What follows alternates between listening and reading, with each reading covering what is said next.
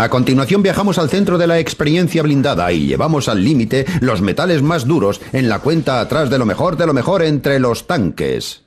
Desde el momento en que apareció hace poco más de un siglo, ningún otro elemento de tecnología de combate ha dejado su huella en la historia como el tanque. Ha participado en todos los principales conflictos de los siglos XX y XXI y no parece mostrar signos de abandonar el ring. Pero ¿cuáles son los más grandes tanques? Para averiguarlo, hemos convocado a los mayores expertos mundiales en tanques. Entre ellos está Tom Clancy, novelista de talla mundial, admirador de los tanques y observador del mundo militar. Sirve para matar gente y aplastar y romper cosas. No son los Juegos Olímpicos, aquí no hay juego limpio. Bruce Dickinson, líder del grupo Iron Maiden y conductor de tanques aficionado. Cuando llevas unos 20 metros en él, ya no quieres parar hasta llegar a Berlín. Y el multimillonario y coleccionista de tanques Jack Littlefield. Tengo 220 vehículos, de los que 65 son verdaderos tanques. Y como testigos directos del mundo de los tanques, tenemos a unos veteranos de guerra. Se parecía a salir a ensuciarnos en el barro y pasarlo bien. Y algún soldado. Esto es amor. El tanque es cuestión de amor. Y ahora pónganse cómodos y abróchense los cinturones, pues aquí vienen los 10 mejores tanques de la historia y la tecnología que los ha hecho poderosos. Todos sabemos qué aspecto tiene un tanque. Tiene el aspecto de un Sherman. Sabemos lo que hace un tanque. Hace lo que hace un Sherman.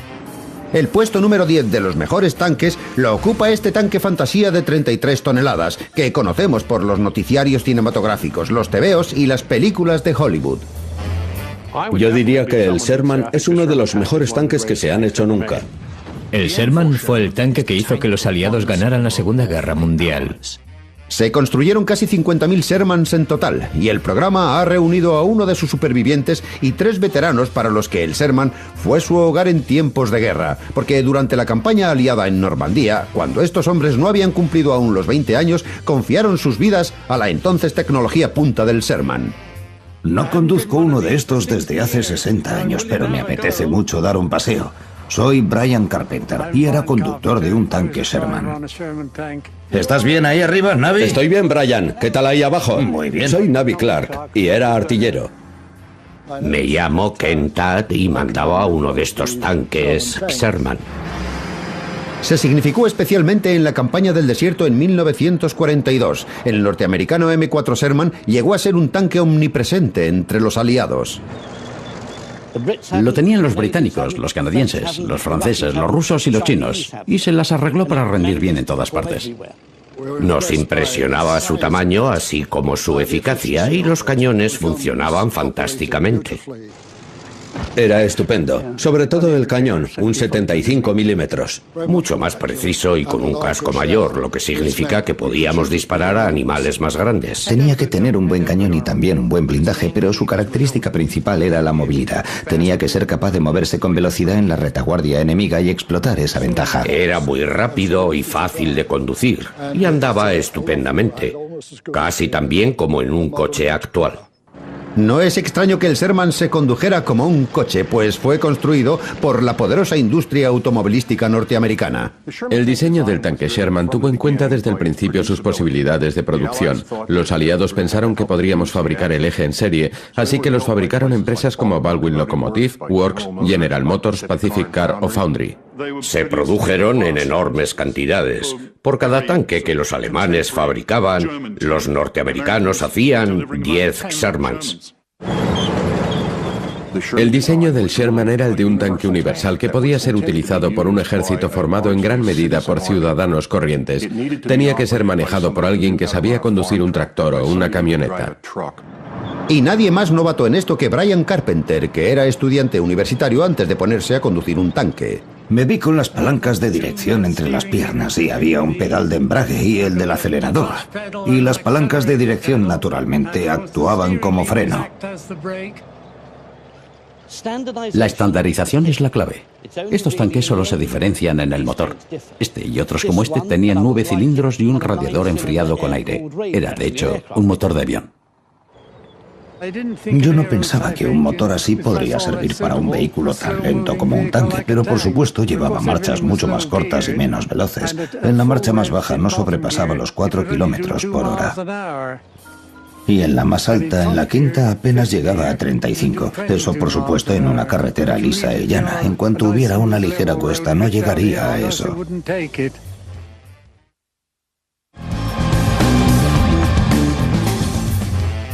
El tanque Sherman ofrecía además ciertos servicios de tipo doméstico cuando los muchachos estaban fuera de casa. No teníamos lavandería, de modo que debíamos lavar nuestra propia ropa, y la única forma de secar la ropa era poniéndola en el escape ahí atrás y aprovechar el calor del motor para secar la ropa rápidamente. Y mientras esperabas a que se secaran los calcetines, siempre te podías hacer un té.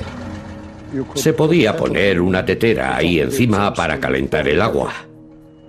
Pero el Sherman era mucho más que un ejercicio de improvisación. Todos los aspectos del diseño del tanque estaban cuidadosamente estudiados. La filosofía norteamericana era usar el tanque como un arma de ataque de la infantería. El blindaje es el propio de un vehículo de gran movilidad. Pretende mantener al enemigo en movimiento y no tiene que enfrentarse necesariamente con otros tanques. Pero el enfrentamiento directo entre tanques era bastante común cuando el modestamente blindado Sherman llegó a Europa en 1942. Se encontró enfrente de una nueva generación de tanques asesinos alemanes y de comandantes de tanques que pronto le tomaron la medida. Lo vi por primera vez cuando vine al frente occidental. Eran poca cosa para nosotros. Tenían un blindaje muy fino que era fácil de penetrar. Se podía atravesar disparando a 1000 metros desde el Bertha. Malas noticias para el Sherman, pero eso era solo una parte. Llevaban 500 litros de gasolina en la parte delantera, lo que podía ser muy peligroso si eran alcanzados. Por eso los alemanes les dieron el nombre de asaderos de Tommy, porque se quemaban con mucha facilidad. Pero a pesar de sus defectos, al final fueron las consideraciones del diseño original de Sherman las que resultaron decisivas. Mirando a la Segunda Guerra Mundial con perspectiva, está bastante claro que el tanque que podía producirse en masa era el que iba a ganar la guerra. Cuando se topaban con nosotros venían a montones, de modo que no teníamos muchas posibilidades.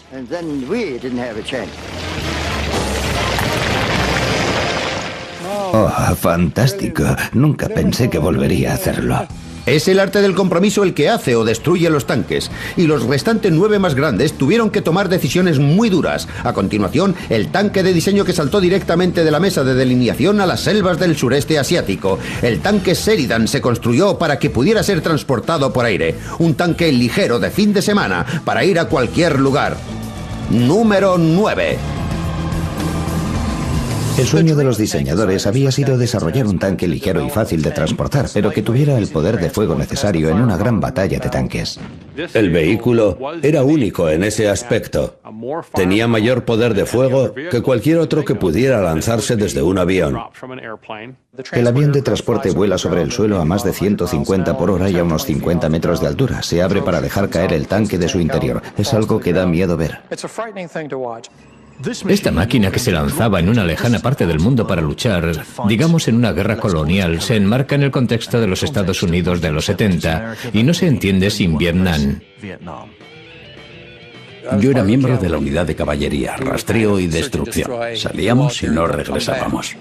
¿Y quién mejor para informarnos a fondo sobre el Sheridan que dos tipos que conocieron bien por dentro este tanque de muchos recursos? La primera impresión era muy positiva. Hacía un montón de cosas. Podía ser lanzado desde el aire, flotaba, aunque todo lo que veías por la ventanilla era agua y peces. El animal M551 Sheridan, sí, yo lo conducía. Tenía una dirección sólida, 4 marchas adelante y 2 atrás. El manual decía 69 kilómetros por hora, pero podíamos llegar a 73 o 74. Su sensacional rendimiento campo a través se debía a una sola cosa, la anorexia del blindaje. Todos los elementos del tanque se controlan desde aquí. Hablamos de un tanque tan ligero como para ser lanzado desde un avión, es decir, que pese de 10 a 15 toneladas, y eso es difícil de conseguir con acero de blindaje convencional. La única manera de conseguir que el Sheridan se mantuviera entero era hacerlo de aluminio. Para un cierto nivel de blindaje se consigue una estructura mucho mejor. Es algo que puede soportar los problemas del lanzamiento. Y de la exigencia de una gran potencia de fuego en un armazón tan endeble, nació una de las características más llamativas del Sheridan. Es un cañón asombroso, un calibre 152 capaz de disparar misiles. Podía seguir una de luz, seguramente algo parecido a un rayo láser de hoy en día. Y en cuanto salía del cañón, parecía que iba a dar en el suelo. Avanzaba serpenteando, pero nunca erraba el tiro.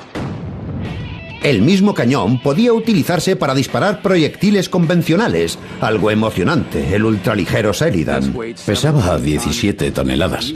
Cuando disparaba se sacudía entero y toda la parte delantera del tanque se elevaba en el aire. Era mejor llevar casco en el interior porque si no, seguro que te ibas a dar un buen castañazo. Pero el extraordinario retroceso provocaba más de un dolor de cabeza. Cuando se lanzaban proyectiles convencionales, el retroceso podía llegar a estropear el sistema eléctrico necesario para lanzar misiles. Además de un sistema de lanzamiento de misiles deshecho, otro problema potencial era que el blindaje de aluminio no ofrecía mucha protección contra casi nada, y el Sheridan debía ir sobrecargado de munición. Los conductores llevaban la munición por los dos lados, y podías tener como 28 proyectiles amontonados en el suelo. No se podía fumar en ninguna parte del tanque. Había que evitar las chispas cerca de la munición o nos quedábamos sin casa. Era como la navaja suiza de los carros de combate. Podía hacer de todo más o menos bien, pero nada realmente bien. Para puntuar en nuestra lista de los mejores tanques, la imaginación puede servir, pero es el rendimiento lo que cuenta de verdad, y el metal del Sheridan no resistía un disparo de su propio cañón. Nuestro siguiente carro de combate no puede ser acusado de tener semejantes defectos. Desde el principio de la Segunda Guerra Mundial, los alemanes demostraron una evidente superioridad táctica y una gran excelencia técnica en la construcción y manejo de sus tanques. Los nazis crearon una fuerza blindada frente a la que los aliados no tenían respuesta y conseguir ir siempre un paso por delante de aquellos. En 1943, la tecnología alemana halló en este terreno su máxima expresión, el Panzer, el octavo mejor tanque de la historia. Este es el último Panzer operativo que queda en el mundo y el programa ha reunido cara a cara a este veterano y al tigre que mandó hace 60 años. Este tanque se conserva en perfectas condiciones. No podía estar mejor. Puedo oírlo y olerlo. Es muy emocionante, mucho. El Panzer provocó un gran impacto en el ejército norteamericano y británico. Supuso una gran revolución en el diseño de los tanques comparado con sus predecesores. Su característica más importante era su potencia de fuego. Tenía un cañón soberbio. Su largo cañón de 75 milímetros convirtió al Panzer probablemente en el mejor tanque de la Segunda Guerra Mundial. Muy bien, adelante. El cañón del Panzer se diseñó como un arma antitanque y obtenía su potencia no de un calibre mayor, sino de un cañón más largo y una carga mayor de pólvora. El arma propiamente dicha es un cañón muy largo y el tamaño del cañón es importante porque cuanto más largo sea el recorrido del cañón, mayor será la velocidad que alcance el proyectil. Como todos los demás comandantes de Panzers, Wolfgang Sterner quedó impresionado por la asombrosa potencia del arma. Con este tanque podías destruir un tanque enemigo a 2000 metros de distancia sin ningún problema, cualquier tanque.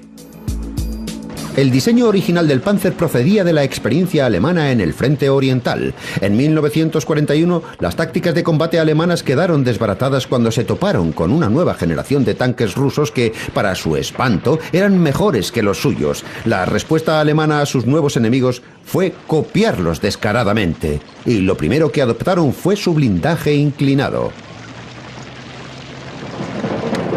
Este fue el primer tanque alemán que tenía un blindaje inclinado.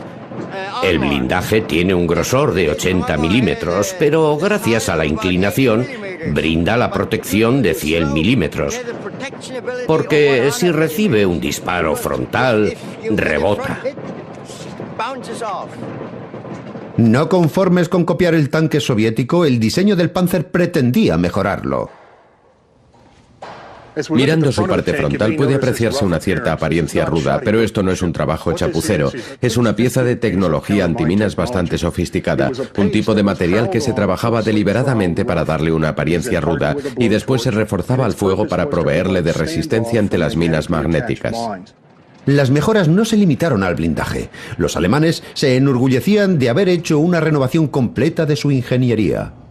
Donde en el tanque ruso había un mecanismo que podía pesar 50 kilos, los alemanes lo transformaban en algo que pesara 35.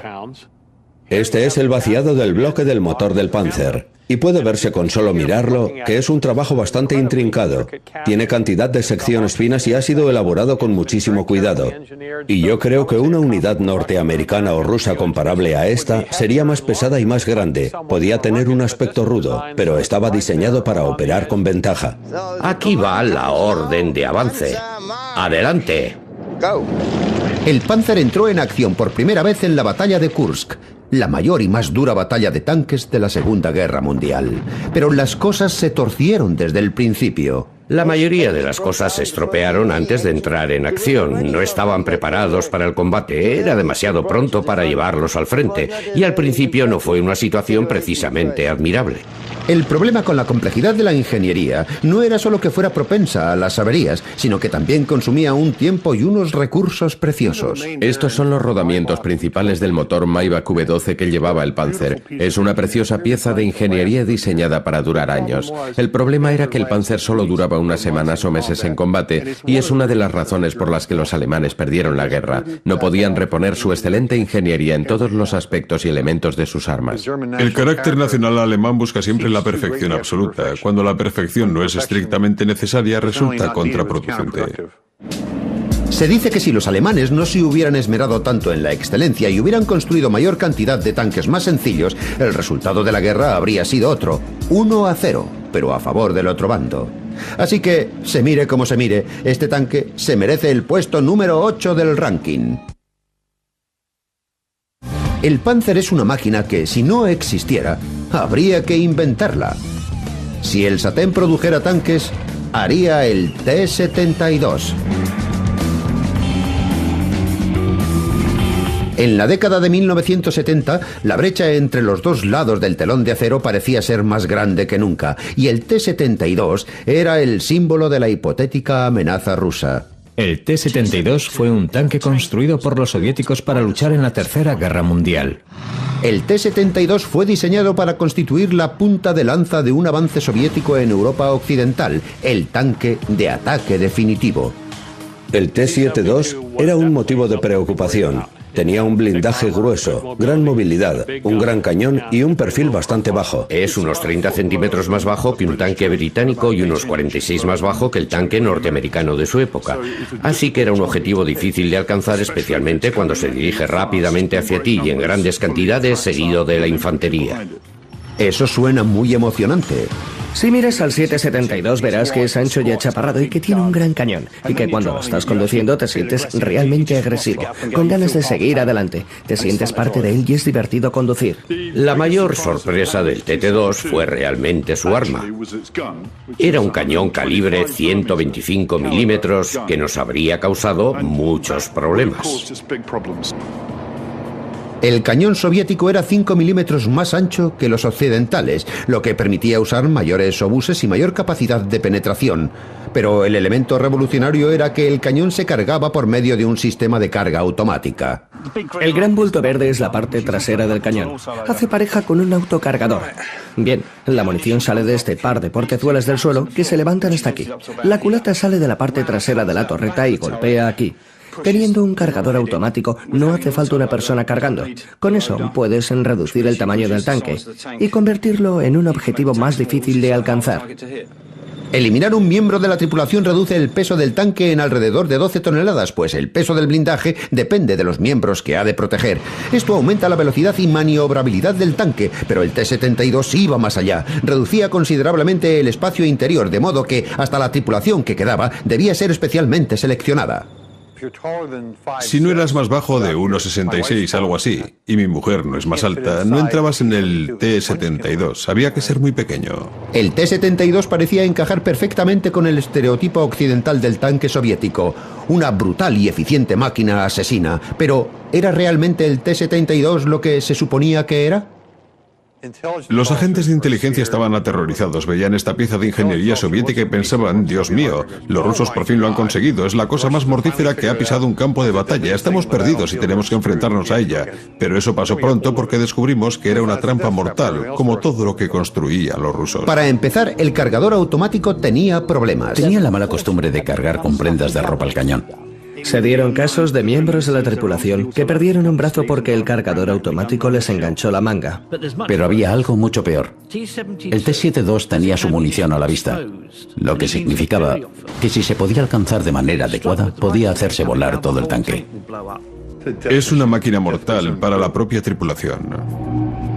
El hecho de que la tripulación de los T-72 temieran al tanque tanto como el Pentágono cuenta de manera negativa en nuestra lista, de modo que se queda en el puesto número 7. Mientras la búsqueda de la destrucción mutua hacía desgraciados a todos a ambos lados del telón de acero, los amables suecos intentaron hallar el modo de transformar la imagen del tanque, convirtiéndolo en un instrumento de paz.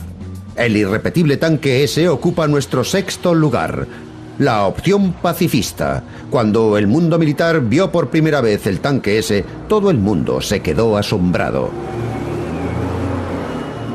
Creo que el tanque S dejó pasmado a todo el mundo.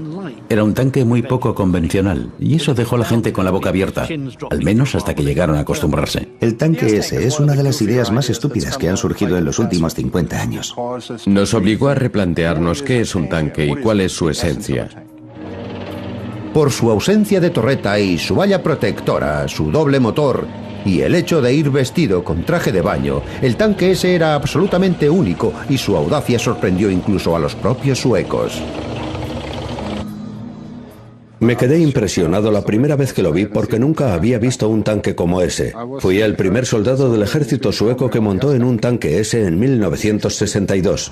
Lo mejor de lo mejor ha ido a Suecia para averiguar en qué consistió todo este revuelo. Hay que recordar que Suecia es un país neutral, atrapado entre el Pacto de Varsovia por un lado y la OTAN por el otro. Así que necesita presentar una defensa sólida para que nadie pueda invadirlo. Creo que el tanque S fue diseñado para enfrentarse a un ataque de Rusia, que procedería del norte y atravesaría Suecia. Hasta para el observador más despistado, el tanque S tiene una característica muy llamativa. No tiene torreta. Estaba pensado para luchar en territorio boscoso. Los estrechos caminos forestales limitan las posibilidades de desarrollo de la máquina. Casi no había espacio ni para mover el cañón hacia los lados, de modo que lo primero que decidieron los suecos fue eliminar la torreta.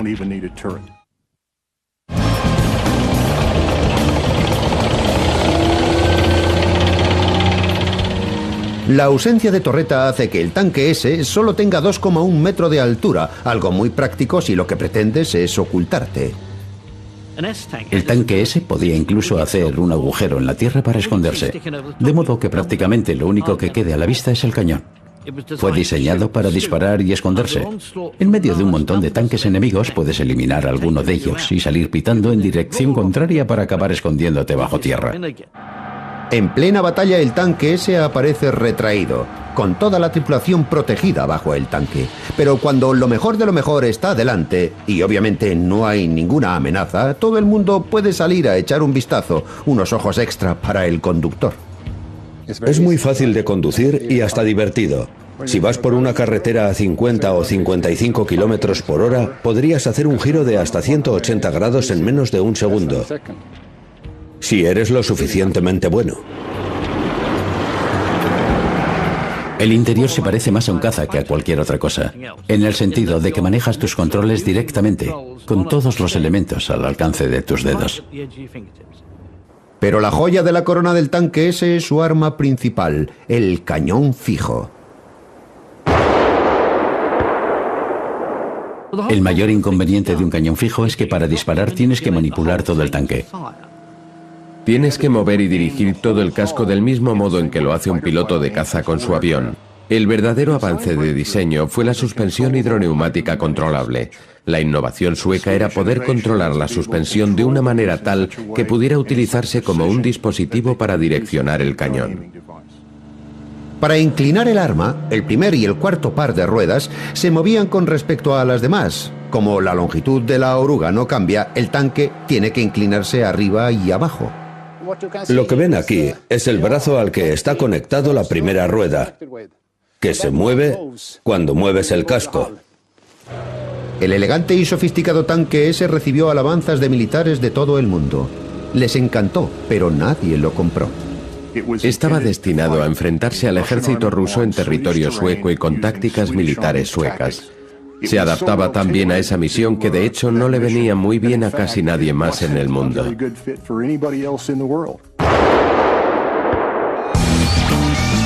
Nuestros 5 primeros tanques estaban pensados para batallas a gran escala. Pero si sus intenciones son más modestas, ¿qué tanque le dará el mayor servicio por su dinero? El Centurión, el quinto mejor de la historia. Entró en acción en los últimos días de la Segunda Guerra Mundial. El Centurión es el tanque de batalla que más ha perdurado en servicio. Y es el favorito de los ejércitos y las guerras de bajo presupuesto. Desde principios de los 50 hasta el final del siglo, se le ha visto por ahí en alguna guerra. Fue el mejor tanque del mundo durante 15 años. El coronel John Gilman ha pasado toda su carrera en el corazón del desarrollo de los tanques británicos, y el Centurión fue su primer amor.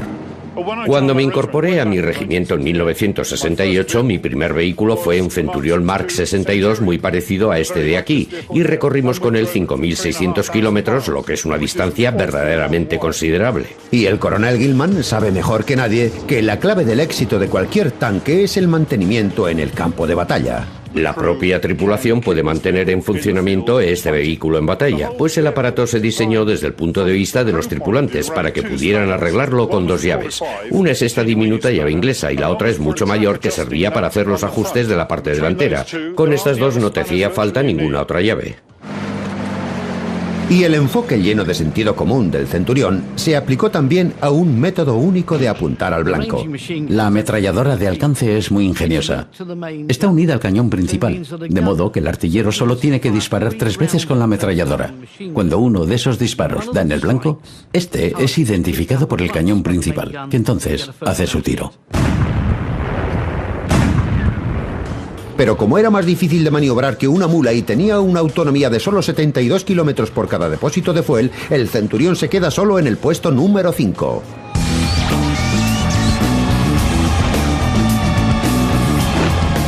En 1970, encontrándose sin amigos en el mundo y rodeada de vecinos airados, las Fuerzas Armadas de Israel decidieron crear su propio tanque.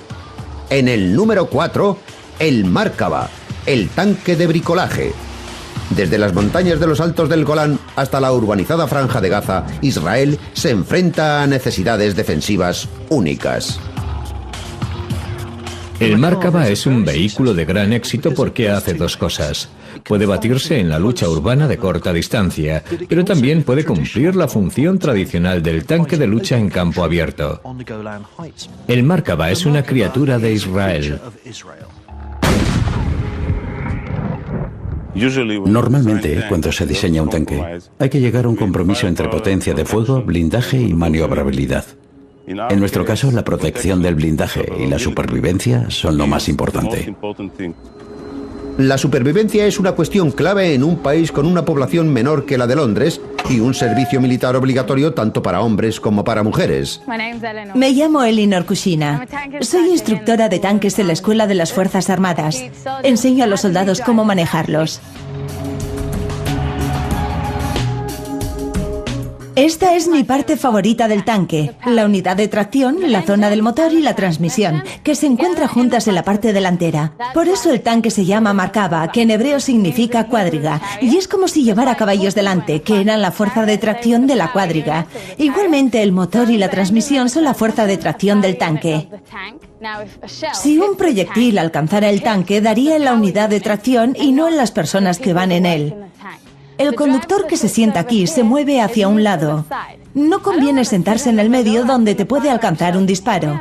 Es mejor en el lado. Ahí estoy a cubierto de los proyectiles que podrían alcanzarme. Cuando conduzco un tanque tengo todo el desierto para mí. Es una sensación maravillosa. Se puede ir muy rápido con él, a pesar de que es un monstruo muy poderoso. Una de las cosas que hace que el Markava sea especial es su continuo estado de evolución, adaptándose a las también insólitas necesidades del ejército israelí. En función de nuestra experiencia, hemos hecho muchas pequeñas innovaciones para que la suspensión del tanque pueda adaptarse especialmente a los saltos del Golán, que es una zona muy pedregosa. El amortiguador espiral del Markava aumenta su eficacia permitiendo que los amortiguadores se separen completamente del eje de la rueda cuando se topa con un bache especialmente grande. El eje de la rueda no está conectado de manera fija al amortiguador. Cuando baja, por efecto de la gravedad, se desconecta. El tanque cae libremente sobre el brazo de suspensión, lo que aumenta la comodidad de la conducción del viaje. El tanque se desarrolló prácticamente en una situación de combate, algo bastante excepcional. Las lecciones aprendidas en el campo de batalla se van aplicando en el diseño del tanque. La parte más vulnerable del tanque es la zona donde se unen el casco y la torreta. Y lo que hacen estas cadenas es desviar el curso de un proyectil cuando pega ahí, de modo que no lleguen a impactar en esa zona. Porque un tanque sin torreta o sin casco no merece la pena. Y teniendo el motor delante, deja espacio para llevar gente en la parte de atrás. Puede llevar una sección de infantería en la parte trasera, lo que lo hace un tanque único, ya que tienes un vehículo de transporte blindado y un tanque en una sola pieza. No hay ningún otro tanque tan versátil como este. Entonces, ¿por qué no está todo el mundo conduciendo Markavas por los desiertos y calles mayores de los puntos conflictivos del mundo? Está diseñado específicamente para usarlo en Israel. Y tienes que preocuparte de las necesidades de transporte aéreo. Es un vehículo grande y pesado. Ideal para Israel, sí, pero demasiado grande y pesado para una fuerza expedicionaria. Aunque algunos sienten disentir. Este es el mejor tanque del mundo. Nada puede detenerlo. Si quiere seguir adelante, lo hará, hasta que encuentre un blanco. Y no quisiera estar en tu lugar si eres ese blanco. No voy a discutir eso. El tanque que ocupa el puesto número 3 no tuvo que regresar a la mesa de diseño. El T-34 la inventó. Este fue con diferencia el mejor tanque de la Segunda Guerra Mundial.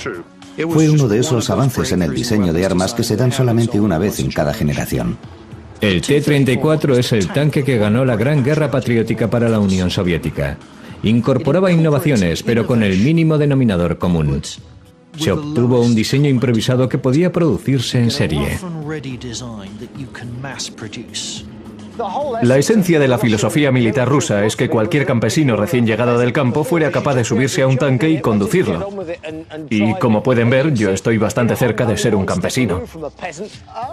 ¡Oh, no! Lo mejor de lo mejor ha puesto a prueba el T-34, dándole a la estrella del rock Bruce Dickinson la oportunidad de conducir su propia dama de hierro. Lo que a mí me gusta de los tanques es lo que tienen de combate individual, casi como un piloto de caza, solo que sobre el suelo.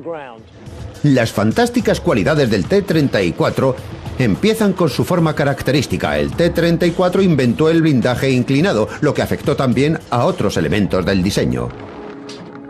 Una de las innovaciones del T-34 era el arma. Tenía un cañón de 76 milímetros cuando la mayoría de los tanques usaban calibres mucho menores. Pensaron que tenían que incorporar un cañón capaz de derrotar a todos los demás tanques tan bien blindados como el T-34. Tiene una torreta gruesa y maciza de construcción muy simple, producto de un molde bastante burdo cuyas marcas pueden verse aquí. Estamos en guerra. No hace falta que sea bonito. Si funciona, se puede usar para matar gente.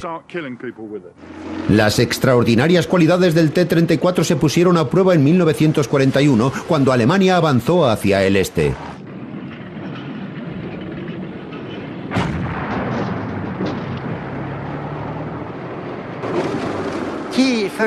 El T-34 fue el mejor tanque de su época. Resumía a la perfección el compromiso entre el blindaje, la potencia de fuego y la maniobrabilidad en campo abierto. Era el mejor tanque de entonces. Los demás estaban mucho más atrasados. Tenía un motor diésel de 12 cilindros, un antiguo motor de avión de la Primera Guerra Mundial. 6 cilindros a la izquierda y 6 a la derecha, y la bomba de inyección en el centro. Muy simple, muy ligero y con un mantenimiento muy sencillo. Se empezaron a fabricar en la década de 1920 y se han hecho prácticamente hasta el día de hoy. Yo diría que, de todos los vehículos de este tipo que he conducido, es el más divertido. Y el más asqueroso. Que es realmente lo mismo. El T-34 convirtió a Rusia de una economía agrícola en un superpoder. Un tanque capaz de hacer eso merece cierto respeto. El T-34, el tercer mejor tanque de la historia. El segundo tanque de nuestra lista tiene tantas campanillas que ningún otro tanque en su sano juicio se atrevería a luchar con él. El Abrams tiene que salir a buscar pelea. En el número 2. El tanque es grande y muy bien blindado. Es terriblemente rápido y tiene un cañón increíble. Es una asombrosa pieza de tecnología. Da miedo pensar cuánta diferencia había entre este tanque y los demás de hace una generación. Un solo Abrams puede enfrentarse a uno o más de otros tanques en el campo de batalla y vencerlos. El M1 Abrams es el Rolls-Royce de los tanques modernos. Y los norteamericanos lo han usado ya en varias guerras. Me alcanzaron en el lado, por delante y por detrás. En esta zona concreta es donde me dieron. Nos dirigíamos al centro de Bagdad, sabiendo que nos podían disparar desde arriba. Nos dispararon con ametralladoras y misiles lanzagranadas. Estos últimos están diseñados para destruir los vehículos. Los misiles lanzagranadas son armas terriblemente destructivas, capaces de perforar un blindaje de hasta 75 centímetros de acero. Pero el tanque Abrams está cubierto de una nueva generación de blindaje laminado, ligero y más capaz de resistir los misiles lanzagranadas. Su composición altamente secreta salvó la vida de la teniente Montgomery. El primer impacto se produjo en esta zona de aquí. Explotó. Arrancó mi ametralladora del calibre 50 y toda la munición que yo había almacenado aquí. Yo estaba aquí. La escotilla estaba bajada en la posición que llamamos protección abierta. Y entonces dispararon. El tanque hizo exactamente lo que se suponía que debía hacer. Fue un buen disparo, pero fue lo último que hizo, pues el tanque que me seguía lo abatió. Pero el Abrams es mucho más que un casco blindado. El M1 es bastante fácil de manejar. Tiene un sistema de control de fuego que yo llamo "Ojalá esté muerto". En teoría, el Abrams M182 puede matar a un batallón de enemigos completo. Para mantener en movimiento las 68 toneladas del Abrams, se necesita un motor de propulsión de 1500 caballos. Tiene un motor potentísimo con el que puede ponerse a 110 kilómetros por hora. Cuando lo pones en marcha, le suele costar un par de segundos entrar en calor. Pero cuando lo hace es increíble. No hay quien lo pare, a no ser que pises el freno, claro. El uso de un motor de avión a reacción ha sido un tema controvertido desde la primera vez que el Abrams pasó por una gasolinera. El M1A1 tiene un depósito de unos 1900 litros de capacidad y consume alrededor de 120 litros a los 100.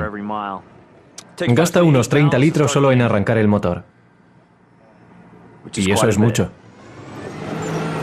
Además de sus problemas de consumo, el motor también recalienta demasiado el escape.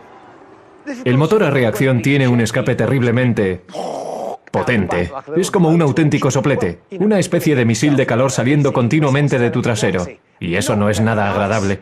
A pesar de estos problemillas, el hecho es que el Abrams es una rotunda advertencia de que la guerra de tanques está perfectamente viva a principios del siglo XXI. A Alemania se le prohibió fabricar armas después de la Segunda Guerra Mundial, pues no había utilizado correctamente aquellas que había tenido. Pero en la década de 1970, una nueva Alemania obtuvo permiso para regresar a la producción de tanques, y la excelencia tecnológica que creó el Panzer dio a luz a una nueva generación de grandes felinos, el Leopard, el mejor tanque de todos los tiempos. Es una máquina excelente. Comparado con otros tanques, es más pequeño, más ligero y más rápido. Creo que es la mejor combinación de movilidad de todo el mundo en este momento. El tanque perfecto tiene que tener movilidad, blindaje y potencia de fuego, y el Leo 2 cumple esos requisitos. Es un tanque excelente. Tal vez sea un producto alemán, pero el Leopard 2 es una afirmación de la identidad europea. Es una combinación de lo mejor, la mejor potencia de fuego, el mejor blindaje y la mejor movilidad del mundo hoy en día. El Leopard 2 es un serio competidor en la carrera de los mejores tanques. No es solo un competidor. El Leopard es el tanque más grande de todos los tiempos y aquí en Suecia 280 Leopards patrullan las zonas rurales y boscosas. Tras el fracaso del tanque S, los suecos dejaron de producir su propio tanque y salieron de compras para adquirir un sustituto. El Leopard alemán batió a todos sus competidores. ¿Dejaría usted que su hijo de 18 años lo sacara del garaje? Mi nombre es Johnson, soy el conductor. Soy el capitán, mi nombre es Christian Jousen. Mi nombre es Chase Kelly, soy artillero. Mi nombre es Joseph Rosen, soy el cargador de este tanque y el jefe.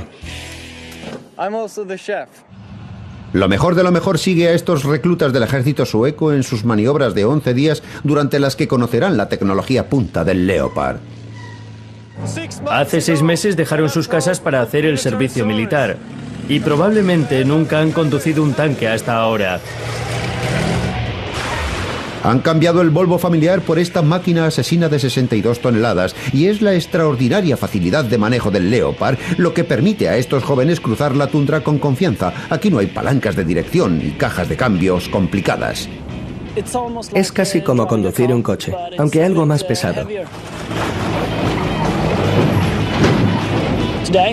Hoy vamos a conducir como locos. El volante parece un volante corriente de coche y el asiento es muy cómodo, como el de un coche deportivo. Tiene un compartimento muy simple, muy parecido al de un coche. El pedal grande del medio es el del freno. Puedes hacer frenar 62 toneladas y media en unos 9 metros. Vamos a conducir el tanque hasta llevarlo al límite. Me siento confiado con este tanque. El propósito es convertirlos en cazadores y sentirlo de verdad. El extraordinario rendimiento del Leopard está en relación con su radical diseño de módulos. De hecho, es una gran combinación de piezas sueltas, todas ellas fácilmente reemplazables. Y como con tu Mercedes, cuando algo se avería, no tienes que coger la llave inglesa, sino el teclado. Para el mantenimiento usamos un teclado. Lo conecto a los diferentes módulos y los pruebo individualmente. Ahora voy a enchufar este cable al centro logístico y luego al ordenador de mantenimiento para ver lo que va mal en el tanque. Por ejemplo, si tienes algún problema con el motor, no tienes más que sacarlo entero y llevártelo al taller. Recibes el nuevo motor y lo instalas en lugar del anterior. Y el tanque está listo. El motor del Leopard es otro elemento muy destacado. Nada novedoso ni complicado, sino algo potente y fiable. Este motor es un motor industrial bastante común. Tiene alrededor de 1500 caballos de potencia, 12 cilindros, 48 litros y una torsión 15 veces mayor que la de un coche normal.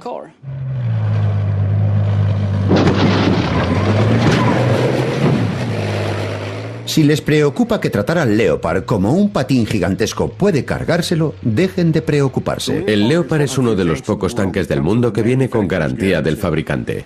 Si la fábrica supervisa el mantenimiento, puede hacer tranquilamente 14.000 kilómetros, lo cual, tratándose de un tanque, es mucho.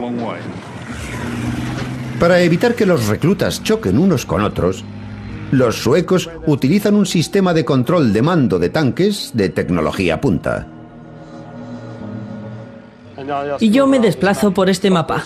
Por supuesto, puedo centrarlo en mi propio tanque o en el de algún otro. No hay ningún problema. Son innovaciones como esta las que hacen que el Leopard destaque entre los demás tanques, porque manteniendo la mayor parte de la información en las pantallas y fuera del sistema de radio, pueden centrar la comunicación por radio en lo verdaderamente importante. Ahora casi el 100% de la comunicación por radio versa sobre el enemigo. Y así debe ser, pues nuestro trabajo es encontrar al enemigo y matarlo. Eso sí que es lenguaje guerrero. Lo mejor de lo mejor ha decidido que es hora de poner a prueba el inigualable Leopard compitiendo con otro campeón local, un Volvo, y lo harán en un peligroso slalom de 400 metros.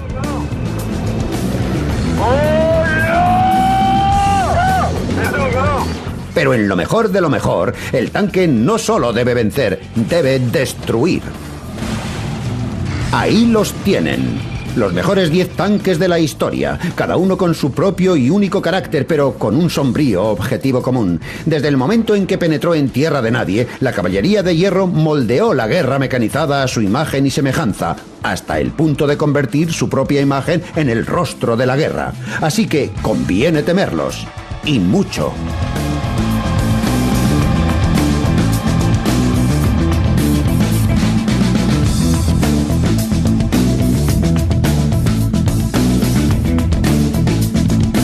Enfriado con aire. Era, de hecho, un motor de avión.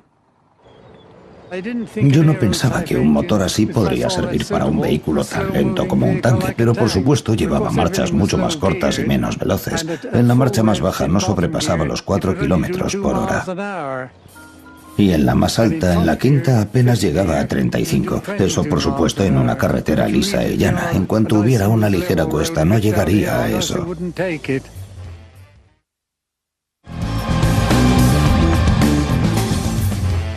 El tanque Sherman ofrecía además ciertos servicios de tipo doméstico cuando los muchachos estaban fuera de casa. No teníamos lavandería, de modo que debíamos lavar nuestra propia ropa, y la única forma de secar la ropa era poniéndola en el escape ahí atrás y aprovechar el calor del motor para secar la ropa rápidamente. Y mientras esperabas a que se secaran los calcetines, siempre te podías hacer un té. Se podía poner una tetera ahí encima para calentar el agua. Pero el Sherman era mucho más que un ejercicio de improvisación. Todos los aspectos del diseño del tanque estaban cuidadosamente estudiados. La filosofía norteamericana era usar el tanque como un arma de ataque de la infantería. El blindaje es el propio de un vehículo de gran movilidad. Pretende mantener al enemigo en movimiento y no tiene que enfrentarse necesariamente con otros tanques. Pero el enfrentamiento directo entre tanques era bastante común cuando el modestamente blindado Sherman llegó a Europa en 1942. Se encontró enfrente de una nueva generación de tanques.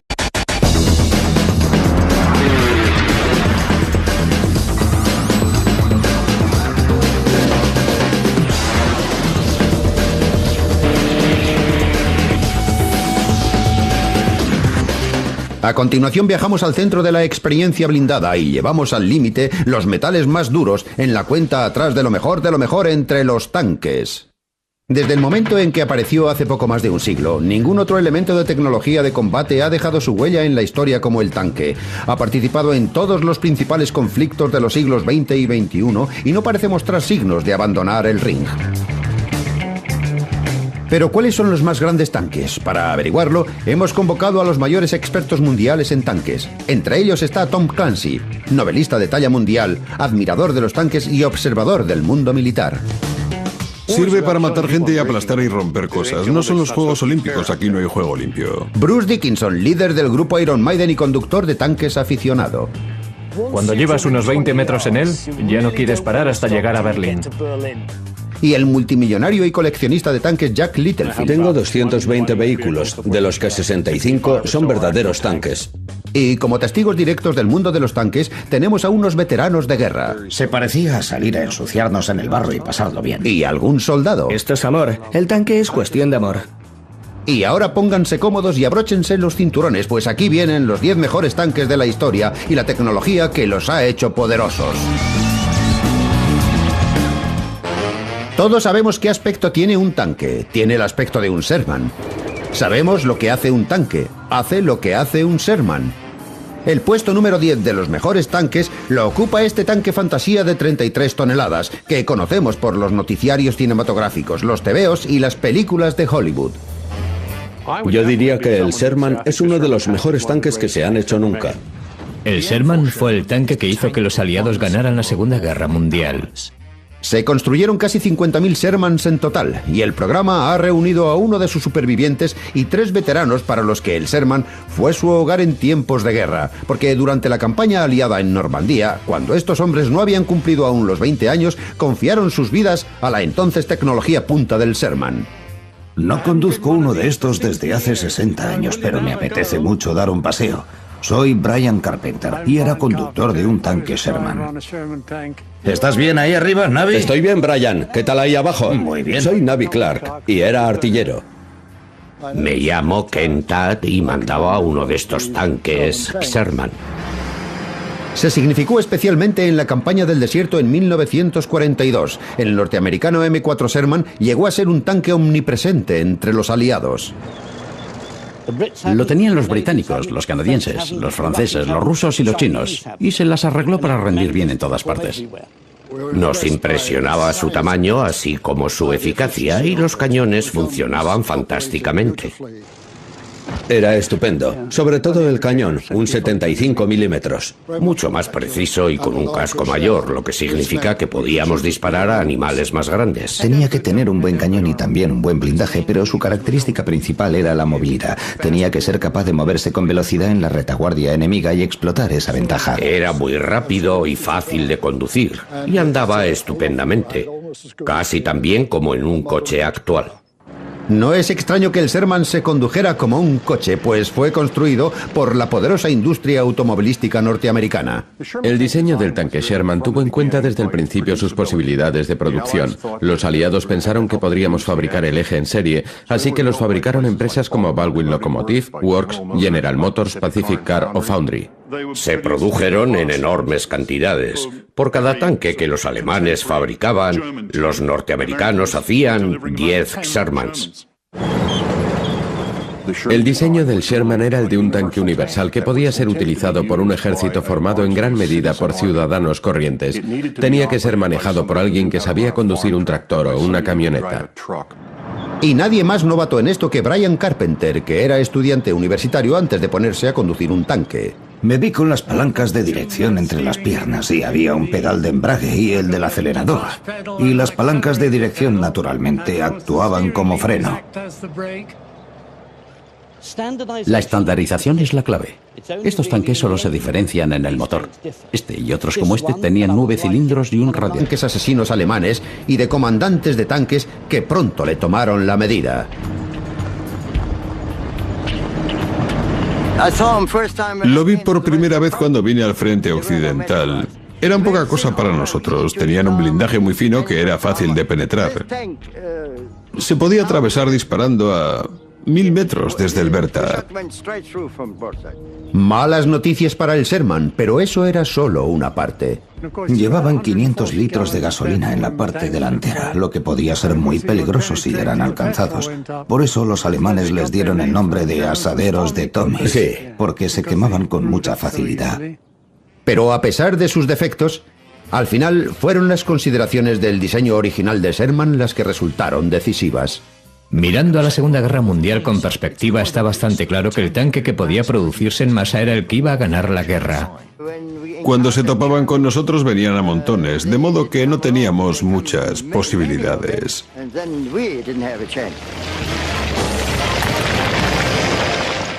Oh, fantástico. Nunca pensé que volvería a hacerlo.